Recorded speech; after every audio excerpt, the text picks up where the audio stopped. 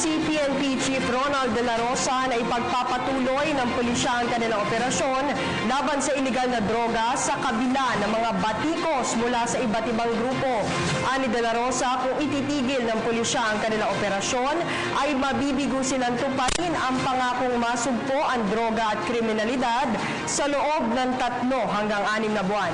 Nagbabalik si Marita Muahe.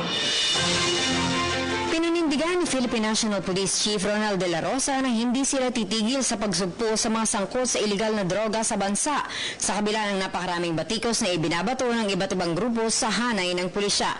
Ayon kay De La Rosa, susuportahan niya ang mga pulis na nagsasagawa ng mga legal na operasyon laban sa mga may kinalaman sa droga. I am openly encouraging our people. Sulong mga kapatid. Walang atrasan ito. Sulong. Dahil the momentum is on our side. We cannot afford to waste this momentum. Marami na po, libo-libo na po ang nagsusurrender. Marami na po ang namamatay. So, ano pa? Hihinto tayo?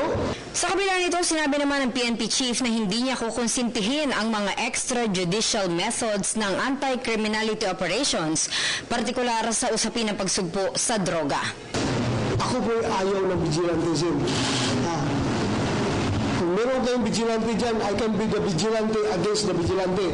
Dagdag pa ng PNP Chief, kung hihinto mano sila ngayon sa kanilang ginagawa ay hindi nila matutupad ang ipinangako nila sa sambayanan na titigil ang kriminalidad sa loob ng 3 hanggang 6 na buwan.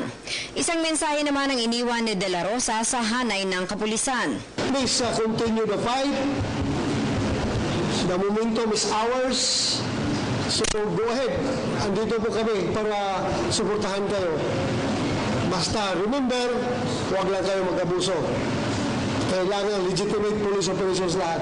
Samantala, sa usapin naman ng lifestyle check sa hanay ng kapulisan, sinabi ng PNP Chief na nakahanda sila anumang oras para dito. Para sa PTV News, Marita Muahe. Hi, ako si Ria Fernandez. Mag-subscribe na sa PTV YouTube channel. I-click lang ang subscribe button.